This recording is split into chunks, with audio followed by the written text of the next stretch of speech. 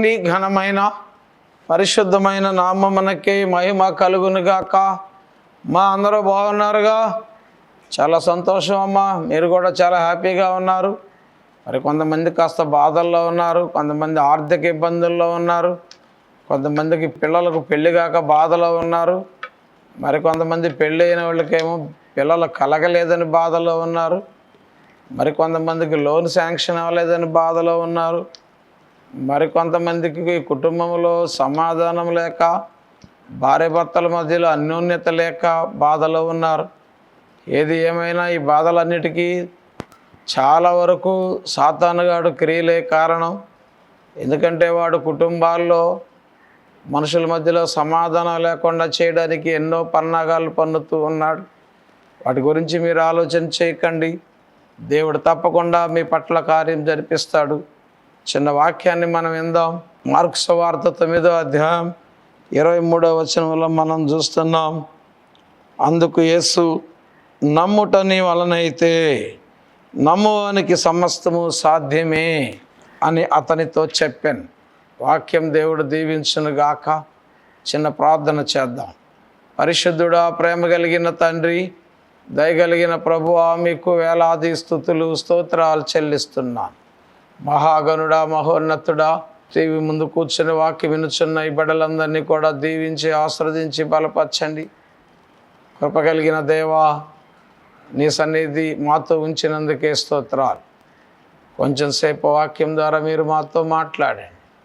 నన్ను అభిషేకించి పరిశుద్ధపరిచి మరుగు చేసి మీరే మాట్లాడి మహిమ పొందమని, నీ మాట వినే స్వభావాన్ని మాకు దయచేయమని యేసు నామం అడుగుచున్నాం తండ్రి, ఆమేన్. దేవుని ఘనమైన పరిశుద్ధమైన నామమునకే మహిమ కలుగునుగాక. హల్లెలూయా. ప్రియమైన దేవుని బిడ్డలారా, ఈరోజు మన అంశం ఏంటంటే, నమ్ముట నీ వల్ల అయితే నమ్మువానికి సమస్తము సాధ్యమే. నమ్ముట నీ వల్ల అయితే. మన వల్ల కొన్ని అవుతాయి, కొన్ని కావు కదా. నీ వల్ల అయితే ఇది చెయ్యి, నీ వల్ల అయితే అది చెయ్యి, నువ్వు వల్ల అయితే వాళ్ళతో మాట్లాడు, నీ వల్ల అయితే ఇది సంపాదించు, నీ వల్ల అయితే అది కొను. భార్య భర్తతో అంటూ ఉంటుంది అప్పుడు, నీ వల్ల కాదులే, వాళ్ళు కొనుక్కున్నారు, నీ వల్ల కాదులే డాడీ, రక్తాలు చేస్తూ ఉంటారు, నీ వల్ల కాదులే, నీ వల్ల అవుతులే. నమ్మడం నీ వల్ల అయితే ఎవరిని నమ్మాలి అనేది ప్రశ్న. చాలామంది నమ్ముతారు, మాయగాళ్ళని నమ్ముతారు, చీటీలు ఎగ్గొట్టే వాళ్ళని నమ్ముతారు, దోసుకుని పారిపోయే వాళ్ళని నమ్ముతారు. 10 రూపాయలు ఇస్తే 100 రూపాయలు ఇస్తామని చెప్పి ఆశ పెట్టి ఆ తర్వాత ఎగ్గొట్టి పారిపోయే వాళ్ళని నమ్ముతారు. యథార్థంగా చెప్పేవారిని, యథార్థంగా జీవించేవారిని నమ్మరు తొందరగా మనుషులకి ఎప్పుడు కూడా మాయ మాటలు కావాలి, వేషధారణ మాటలు కావాలి, లోక సంబంధమైన మాటలు కావాలి, అప్పుడే నమ్ముతారు. కానీ నువ్వు మనుషులను నమ్మావో నమ్మలేదో నాకు తెలియదు, బంధువులు నమ్మావో నమ్మలేదో నాకు తెలియదు, స్నేహితులు నమ్ముతున్నావో ఇంట్లో వాళ్ళు నమ్ముతున్నావో నాకైతే తెలియదు. కానీ నేను నమ్మమని చెప్పేది నన్ను కాదు, సృష్టికర్త అయిన నా యేసయ్యను, నా దేవుణ్ణి నువ్వు నమ్మినట్లయితే నీకు అన్నీ ఏదైతే అసాధ్యం అనుకుంటున్నావో, ఏదైతే నీ వల్ల కాదు, ఈ చదువు నా వల్ల కాదు, ఈ ఉద్యోగం నా వల్ల కాదు, ఈ వ్యాపారం చేయడం నా వల్ల కాదు, ఈ సేవ చేయడం నా వల్ల కాదు, ఈ ప్రయాణం చేయడం నా వల్ల కాదు, ఇంతమందిని నేను చదివించడం నా వల్ల కాదు, ఈ ట్రస్ట్ని నడపడం లేకపోతే ఈ సొసైటీని నడపడం నా వల్ల కాదు, నేను అతని టార్చర్ నుంచి బయటికి రావడం నా వల్ల కాదు, అతను పెట్టే బాధలు తట్టుకోవడం నా వల్ల కాదు అని చాలా రకాలుగా మనం వల్ల కానీ చాలా చెప్తా ఉంటాం. కానీ అవి వల్ల అయినా కాకపోయినా నీ వల్ల ఒకటి అవుతుంది. మనిషి తలుచుకుంటే చేయలేనిది ఏమీ లేదు. నేను తలుచుకున్నాను, ఎక్కడికో వెళ్ళాను, శనిసింగనాపూరు, షిరిడి, నీకు పట్టిన దరిద్రం వదులుద్ది అని అంటే, నేను అన్యుడిగా జీవించేటప్పుడు అనేక చోట్లకి వెళ్ళమంటే వెళ్ళాను.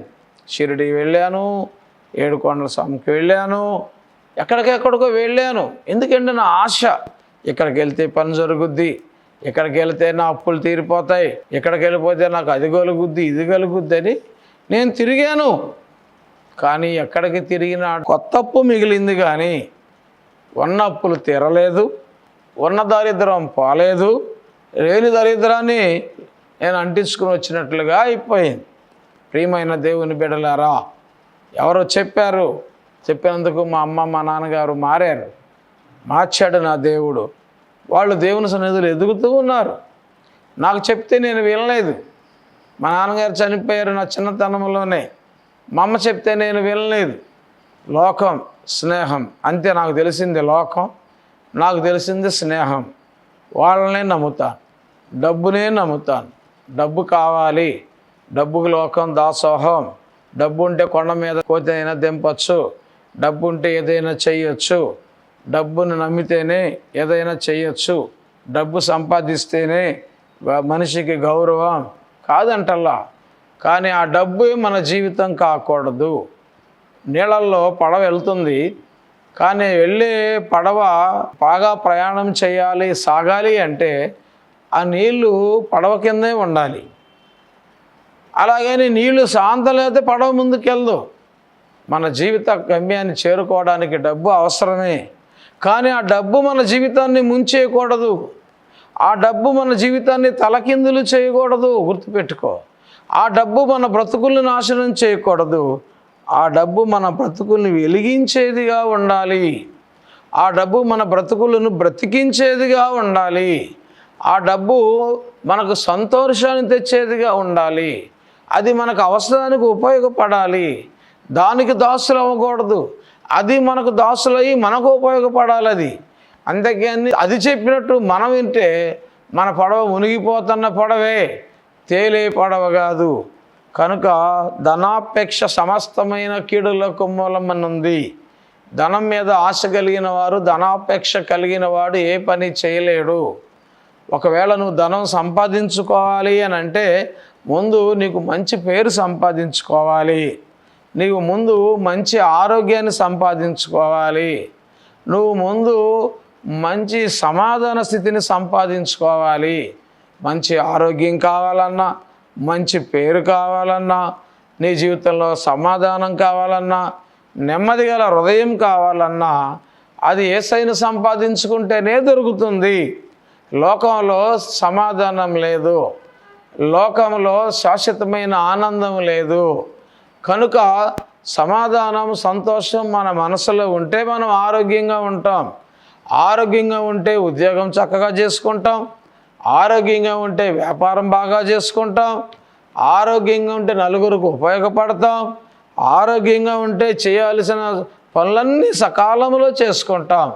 ఆరోగ్యం సహకరించకపోతే పనులు కావు, ఉద్యోగం చేయలేం, వ్యాపారం చేయలేం, ఎవరి దగ్గర విలువగా బ్రతకలేం.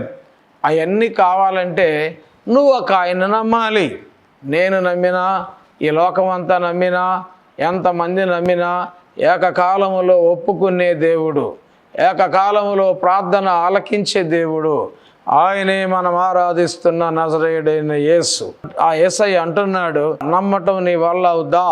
నమ్మటం నీ వల్ల అయితే నమ్మి వానికి సమస్తము సాధ్యమే అంటున్నాడు. అయ్యా నమ్ముతానయ్యా, అపనమ్మకం కలగకుండా నాకు సహాయం చేయమని ఆ వ్యక్తి యేసయ్య మీద ఆధారపడుతూ ఉన్నాడు, ఆయన అడుక్కుంటూ ఉన్నాడు. ఎవరు ఆయన? ఎందుకు ఆ సిచ్యువేషన్ వచ్చింది? అతనికి ఒక చిన్న కుమారుడు ఉన్నాడు, బాలుడు ఉన్నాడు. ఆ బాలుడికి దయ్యం పట్టింది. ఆ దయ్యానికి అగ్ని అంటే ఇష్టం, ఆ దయ్యానికి నీరంటే ఇష్టం. అందుకని ఎక్కడ నీరుంటే అక్కడ ఆ బాలుని తీసుకెళ్ళిపోతుంది, ఎక్కడ అగ్ని ఉంటే అక్కడికి తీసుకెళ్ళిపోతుంది. పందులు చూడండి, మురికినే ఇష్టపడతాయి, పావురాలు శుభ్రాన్ని ఇష్టపడతాయి. అలాగే కొన్ని జంతువులు కూడా మురికినే కోరుకుంటాయి. కనుక ఇక్కడ ప్రియమైన దేవుని బిడ్డలారా, ఈ దయ్యం అగ్నిని కోరుకుంటుంది. అగ్ని ఉపయోగమే, దాన్ని ఉపయోగించుకునే రీతిలో ఉపయోగించుకున్నప్పుడు ఎంత ఉపయోగకరంగా ఉంటుందో అదే అగ్ని అంత అపకారం చేస్తుంది, నీటిలో తోసేస్తుంది. నీరు తాగటానికి ఉపయోగమే, నీరు తాగితే మంచిగా బలపడతాం, మంచి ఆరోగ్యం వస్తుంది, కానీ అదే నీటిలో దూకి ఊపిరాడకపోతే ఆ నీరే చంపేస్తుంది. నీరు బతికిస్తుంది, నీరు చంపేస్తుంది. అగ్ని బ్రతికిస్తుంది, అగ్ని చంపేస్తుంది. దాన్ని ఉపయోగించుకునే రీతిలో ఉపయోగించుకోవాలి. కరెంటు ఉపయోగపడుద్ది, కరెంటు బ్రతికిస్తుంది, కరెంటు చంపేస్తుంది. ఇన్వర్టర్లు పనిచేయడానికి కరెంటే, ఆ లోపల మిషనరీ అంతా పనిచేయడానికి అంతా కరెంటే. అదే కరెంట్లో నువ్వు వేలు పెట్టావనుకో నిన్ను చంపేస్తుంది. అదే కరెంటుగా చక్కగా వాడుకున్నావు అనుకో నిన్ను బ్రతికిస్తుంది. కనుక ప్రియమైన దేవుని బిడ్డలారా, మనం దేవుని కంప్లీట్గా నమ్మాలి. దేవుని కంప్లీట్గా నమ్మితే అది ఉపయోగకరంగా ఉంటుంది. ఈరోజు ఎందుకు ఇక్కడికి వచ్చాడంటే, ఈయన తన కొడుకు దయ్యం పట్టింది. ఆ దయ్యం పట్టిన కొడుకు ఎక్కడ పడితే అక్కడికి పరిగెడుతున్నాడు. బస్సులు వస్తే బస్సు కిందకి వెళ్తుంటారు కొంతమంది, చూడండి. ఆటోలు వస్తే ఆటోల కిందకి వెళ్తూ ఉంటారు. అసలు ఎంత అల్లరి చేస్తారో చెప్పలేం. చిన్న చిన్న దయ్యాలు వాళ్ళని పట్టి వాళ్ళని నానా ఇబ్బందులు పెడతారు. వాళ్ళు ఫంక్షన్కి తీసుకుని వెళ్ళలేరు, వాళ్ళు ఎక్కడ మీటింగ్కి తీసుకుని వెళ్ళలేరు. స్కూల్లో చేరిద్దానంటేనే వాళ్ళందరిని కొడతాడు, వాళ్ళందరూ తిడతారు. ఇంకెక్కడికైనా హోటల్కి తీసుకెళ్తానని ఆగమాగం చేస్తాడు. పాప ఎవరింటికైనా చుట్టాల ఇంటికి వెళ్తే అక్కడ ఉన్న డ్రెస్సింగ్ టేబుల్ మీద ఉన్న పౌడర్లన్నీ పారిపోతాడు, అక్కడ ఉన్న నూనె డబ్బాలు పారగొడతాడు, వంటగదిలోకి వెళ్ళి బొచ్చులన్నీ ఎత్తుక్కుంటాడు. అదొక దయ్యం. ఈ దయ్యం ఏం చేస్తుందంటే నీటిలో పడేస్తుంది, అగ్నిలో పడేస్తుంది. ఈయన కాపలా గాయటాకి వాళ్ళ నాన్న ఉద్యోగం మానేసి, డ్యూటీ మానేసి, పనులు మానేసి ఈ పిల్లోడిని కాపలా కాసుకుంటమే సరిపోయింది. చాలామంది జీవితాలు అదే, పిల్లల్ని కాపలా కాసుకుంటమే. కాలేజీకి వెళ్తారు, వచ్చేదాకా బయట కూర్చుంటారు. స్కూల్కి పంపిస్తారు, వచ్చేదాకా స్కూల్ దగ్గర కూర్చుంటారు. ఏమైపోతుందో, ఎక్కడికి వెళ్ళిపోతాడో, ఎక్కడికి వెళ్ళిపోద్దో. దయ్యం, వాళ్ళలో ఉన్న దయ్యాలు. కొన్ని దయ్యాలు ఉన్నాయి ఆడపిల్లలకు పడతాయి, ఎక్కడ మగపిల్లలు కనపడతారు, వెళ్ళి అక్కడ కూర్చుంటారు. వెళ్ళి మాకు తెలిసిన ఒక అమ్మాయి కూడా అంతే, గబగబా వెళ్ళి ఆటో ఎక్కేసి వెళ్ళిపోయింది, ఎదురు కూర్చుని. అదొక దయ్యం. ఎక్కడ మగవాళ్ళు ఉంటే అక్కడికి వెళ్ళిపోతారు, వాళ్ళతో షో చేస్తూ ఉంటారు. అలాగే మగవాళ్ళకు పట్టిన దయ్యాలు కూడా, కొన్ని దయ్యాలు కూడా ఎక్కడ ఆడవాళ్ళు కనపడితే వెళ్ళి అక్కడ కూర్చుంటాయి. అక్కడ కూర్చొని ఎప్పుడు చూడనట్టుగా వింతగా చూస్తుంటారు ఈ దయ్యం పట్టిన మగవాళ్ళు కూడా. ఈ పిల్లోడికి దయ్యం పట్టింది, అగ్నిలోకి తీసుకెళ్తుంది. ఈ పిల్లోడికి దయ్యం పట్టింది, నీటిలోనికి తీసుకెళ్తుంది. అగ్ని ప్రమాదమే, నీరు ప్రమాదమే. అందుకనే పిల్లోడిని కంటికి రెప్పలా కాసుకుంటా కూర్చున్నాడు. ఉన్నవన్నీ వదిలించుకున్నాడు, సంపాదన లేదు, ఇంకా ఏం చేయాలో పరిస్థితులు చాలా గడ్డుగా తయారైనాయి, ఏమీ పాలు పొట్టలేదు. ప్రియమైన దేవుని బిడ్డలారా, ఆ సమయంలో ఎవరో చెప్పారు, యేసయ్య ఈ ప్రాంతంలో ఉన్నాడు, వెళ్ళి నువ్వు యేసయ్యను కలిసినట్లయితే, యేసయ్యని బతిమిలాడుకున్నట్లయితే, యేసయ్యకి నీ సంగతి తెలియజేసినట్లయితే, యేసయ్య దగ్గరికి నీ బిడ్డను తీసుకెళ్ళినట్లయితే నీకు ఏ బాధ లేదు, ఆయన నయం చేస్తాడు. ఆయన సర్వశక్తి కలిగిన దేవుడు, ఆయన మహిమ కలిగిన దేవుడు, సృష్టికర్త అయిన దేవుడు, రోగాల మీద దయ్యాల మీద అధికారం కలిగిన దేవుడు. ఎంతోమందిని స్వస్థపరిచాడు, ఎంతోమంది గుడ్డివారికి కన్నులు ఇచ్చాడు, చనిపోయిన వారిని లేపాడు, మోగవారికి నోరిచ్చాడు, చెవిటి వారికి వినికిడిచ్చాడు. మీ అబ్బాకి పట్టిన దయ్యాన్ని వదిలించగల శక్తి ఆయనకు మాత్రమే ఉంది అని చెప్పినప్పుడు తెలుసుకున్నాడు. వెళ్ళాడు. వెళ్ళిన తర్వాత యేసుప్రభు అంత దూరంలో ఉన్నాడు. అంతకంటే ముందు తన శిష్యులు అక్కడ కనిపించారు. శిష్యులు అడిగారు, ఏమయ్యా అక్కడికి వెళ్తున్నావు, ఏంటి సంగతి అని. అప్పుడు వాళ్ళతో చెప్తున్నాడు, అయ్యా నా బిడ్డకు దయ్యం పట్టిందయ్యా, ఆ బిడ్డ పడేస్తుందయ్యా, నీటిలో పడేస్తుందయ్యా, అగ్నిలో పడేస్తుందయ్యా, ఒక్కసారి ఆ బిడ్డ పట్టిన దయ్యం వదిలించండి అయ్యా అని శిష్యుల్ని అడిగితే ఆ శిష్యులు ప్రార్థన చేసి హో హో అన్నారు, కానీ ఆ దయ్యం పోలేదు, ఆ శిష్యుల మాట వినలేదు. ఆ తర్వాత యేసయ్యంత దూరంలో ఉంటే రమ్మని చెప్పినప్పుడు యేసయ్య దగ్గరికి వెళ్ళాడు. యేసయ్య దగ్గరికి వెళ్తే ఏమైందయ్యా అని అడిగితే మళ్ళా అడుగుతున్నాడు, ఏమైనా నీ వల్ల అవుద్దా ఈ దయాన్ని ఎల్లగొట్టడం? ఎందుకన్నాడంటే ఆ మాట తన శిష్యులు ఎల్లగొట్టలేకపోయారు.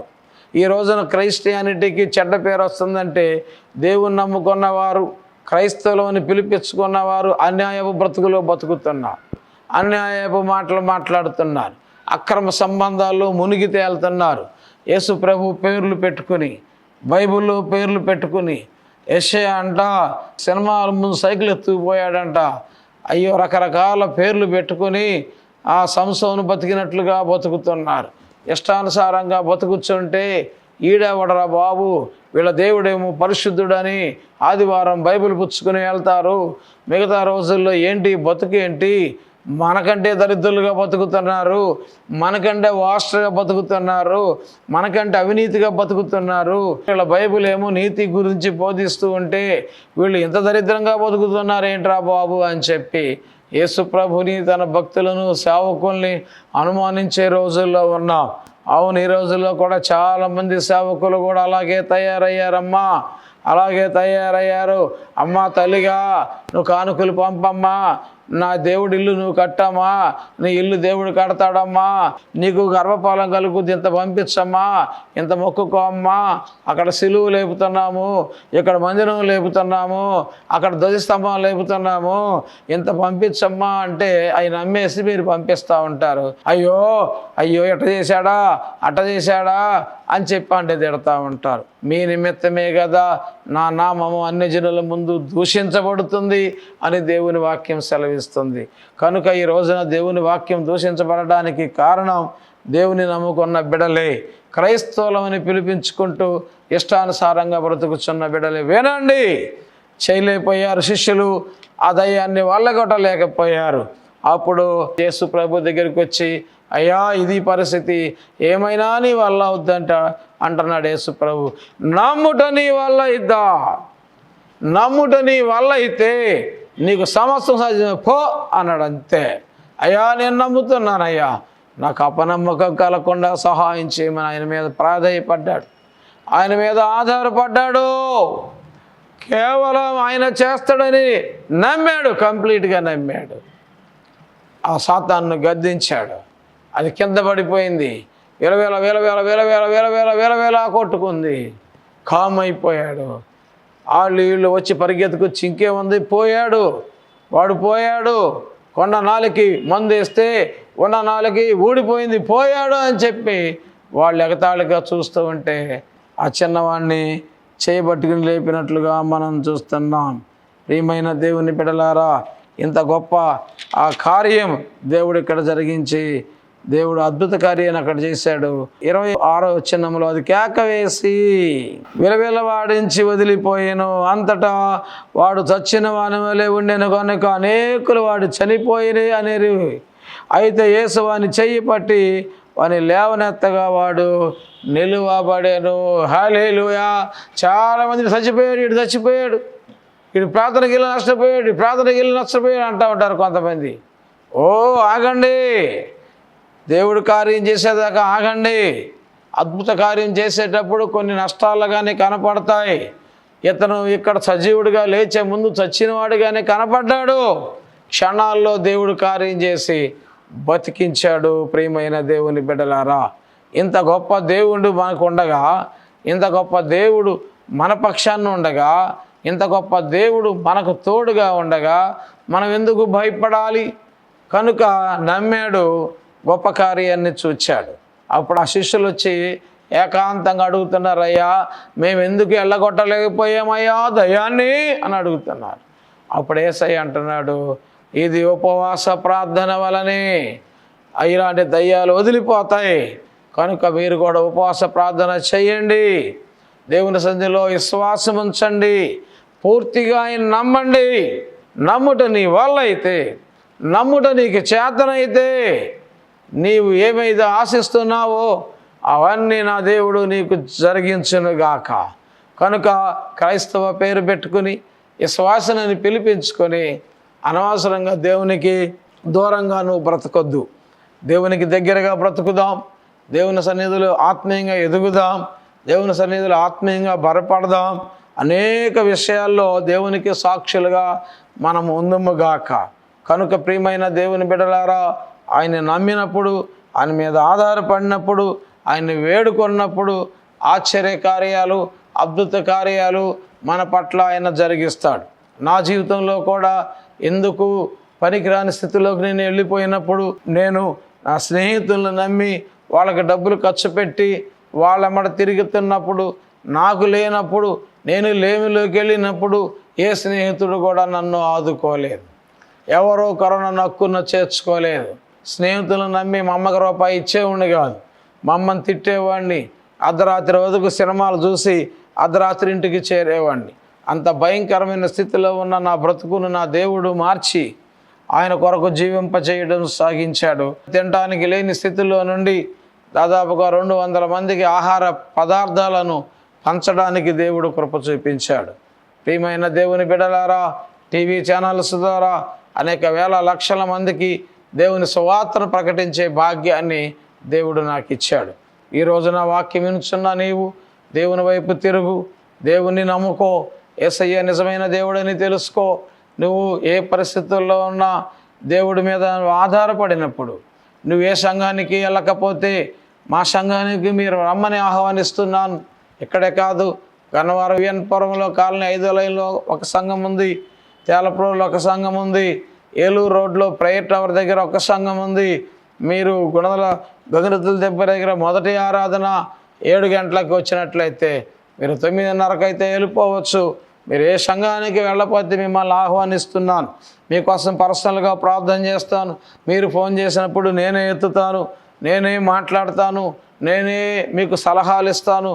అలాగే మీరు ఉద్యోగం ఇంటర్వ్యూలకి వెళ్ళినా, పరీక్షలకు వెళ్ళేటప్పుడైనా, ఏ క్లాస్ అయినా, ఎప్పుడైనా అనారోగ్యం వచ్చినా, అది ఏ టైం అయినా సరే 24 గంటలు ఎప్పుడైనా మీకు అనారోగ్యం వచ్చింది, ప్రార్థన చేయమని అడగండి. నేనే ఫోన్ ఎత్తుతాను, నేనే మాట్లాడతాను, మీ కొరకు నేను ప్రార్థన చేస్తాను. కనుక ప్రియమైన దేవుని బిడ్డలారా, నెల నెల అన్నదానికి పంపుతున్నటువంటి మిమ్మల్ని దేవుడు దీవిస్తాడు. ప్రతి నెల అన్నదానం చేస్తున్న ఈ అన్నదానానికి మీ వంతు కూడా మీరు హెల్ప్ఫుల్గా ఉండాలి అనుకుంటే, మీ పెళ్లి రోజు, పుట్టినరోజు, అలా జ్ఞాపకార్థ రోజు అనవసరంగా డబ్బులు వేస్ట్ చేసుకోకుండా ఎంతోమంది పేదవాళ్ళకి దాదాపు 200 మందికి వారానికి పంపిణీ చేస్తూ ఉన్నాం ఆహార పదార్థాలు. మీరు కూడా ముందుకు వచ్చినట్లయితే, మీరు కూడా సహకారులుగా ఉండినట్లయితే మీ తరపున కూడా నేను చేయడానికి ఇష్టపడుతున్నాను. ఇప్పటి వరకు సహకారం అందించిన బిడ్డలందరినీ, కుటుంబాలందరినీ మెండుగా దేవుడు దీవించి ఆశీర్వదించును గాక. ఇక్కడ టీవీ ముందు కూర్చున్న వాక్యం వినుచున్న బిడ్డలందరినీ కూడా దీవించబడును గాక. మిమ్మల్ని అందరినీ ఆహ్వానిస్తున్నాను. ఏ సంఘానికి వెళ్ళకపోతే రండి, కల్వరి ప్రేయర్ టెంపుల్ విజయవాడ. యూట్యూబ్లో కూడా ఓపెన్ అవుద్ది, లైవ్లో కూడా వస్తుంది. మీకు ఏ అనుమానం ఉన్నా ఈ స్క్రీన్ మీద నెంబర్లు కనిపిస్తున్నాయి, ఫోన్ చేయండి. కానుకలు పంపాలన్నా ఈ స్క్రీన్ మీద నెంబర్లు ఉన్నాయి, వాటికి పంపచ్చు. దేవుడు మిమ్మల్ని దీవించి ఆశీర్వదించి బలపరచును గాక. చిన్న ప్రార్థన చేసుకుందాం. ఎక్కడైతే అనారోగ్యం ఉందో అక్కడ మీ చేయి పెట్టుకోండి, నేను ప్రార్థన చేస్తాను. నా యేసయ్య స్వస్థపరుస్తాడు. పరిశుద్ధుడా, పరిశుద్ధుడా, పరిశుద్ధుడా, ప్రేమ కలిగిన తండ్రి, దయగల ప్రభువా, మీకు వేలాది స్తుతులు స్తోత్రాలు చెల్లిస్తూ ఉన్నాను.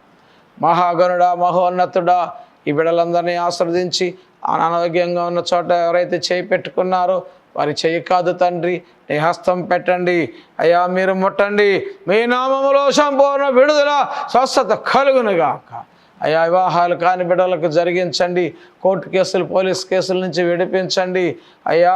గర్భఫలం లేని బిడ్డలకు గర్భఫలాలు కలుగునుగాక. అన్నదానం సహకరిస్తున్న ఈ కుటుంబాలన్నీ దీవించి అనేక రెట్లు ప్రతిఫలం ఇచ్చి ఏ లోటు లేకుండా సమృద్ధినిచ్చి మహిమ పొందమని యేసు పరిశుద్ధ నామములో అడిగి వేడుకొంచున్నాము తండ్రి. ఆమేన్, ఆమేన్. దేవుడు మిమ్మల్ని అందరినీ దీవించును గాక. ప్రియమైన దైవ సేవకులారా, ఈ నెలలో కూడా మ్యారేజ్ లైసెన్స్ ప్రోగ్రాం ఏర్పాటు చేశాం. కావలసిన పాస్టర్ గారులు నాకు ఫోన్ చేయండి, మీకు డేట్ చెప్తాను. దేవుడు మిమ్మల్ని దీవించును గాక. ఆమేన్, ఆమేన్. సజీవుడవైనా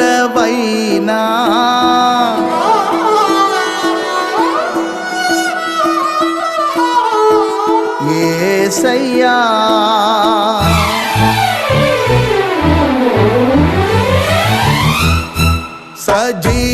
సజీవుడవైనా యేసయ్యా, నిన్నాశ్రయించిన